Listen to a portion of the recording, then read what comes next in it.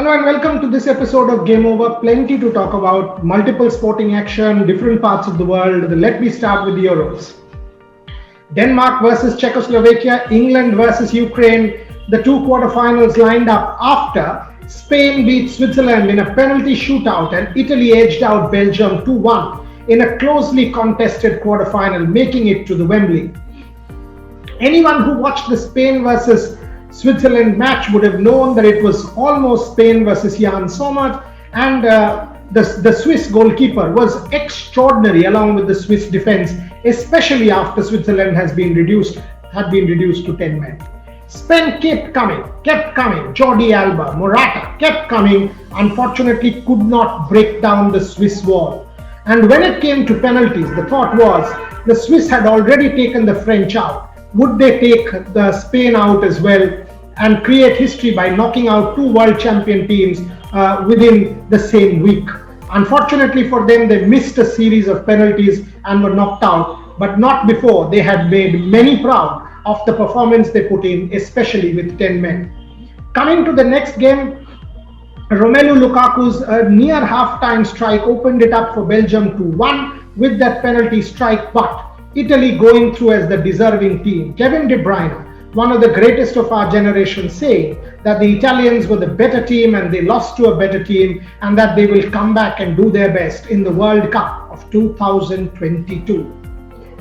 The two games for tonight, the Danish sentiment, or rather the passion for Christian Eriksen, will once again be on show, and will they do it for him and make it to the semi-finals? The other quarter-final is my favorite, England versus Ukraine. Are we going to say the trophy is coming home? Raheem Sterling in cracking form, Jack Grealish making a difference, Harry Kane heading it home. The English are looking really good. John Stones, maybe they'll Gareth Southgate will give Harry Maguire a break because of the one yellow, but he's got multiple other players to fall back on. The English looking the part and will start favourites against Ukraine, and they are the favourites to go into Wembley. If that happens, imagine home support for the English at the Wembley football stadium, and it will mean that the whole country will be galvanised behind Harry Kane's team. Coming to cricket, the English women, after losing the toss batting first in the final ODI, India has a great chance. And by the way, remember, this is a cumulative series, so every match counts. It is not about one particular series or one particular game, or you've lost two games. It is about every game because the points will add up. So every match is important, and one hopes that the Indian women will make this one count before the T20 series takes over.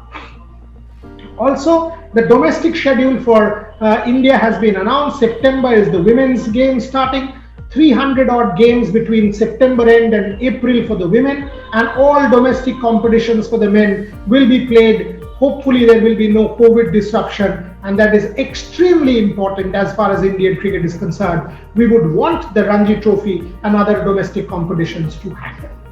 Coming to Wimbledon, it was an all-India affair with Sania, Rohan, Ankita and Ramkumar. Sania and Rohan winning, but it is a historic first at SW19. Novak Djokovic marches on in the last 16. Will the Golden Slam dream continue? Will he once again defy all odds and win, beating the crowd favorite Roger Federer and everybody else in that packed field? Second week continues to be supremely important and interesting. Tokyo Olympic Games only 20 odd days away. The Indian contingent starting to look good and good. We've got a contingent nearing 130 odd, and we must say that we have every reason to believe we might win 10 odd medals. The AIBA has added other weight categories to boxing, and that should help the Indians going forward. But so far, from the number of qualifiers that we have seen in boxing for the Tokyo Games, we must say that the Indians have a great chance. So that's all I have for you in this edition of Game Over. Let me also say that fingers crossed for the Indian women and the two Euros. We will bring you back all the semi-final lineups with details in our edition of Game Over tomorrow. So do join us and keep following this space for all of the sporting news from across the world. Thank you very much for joining us.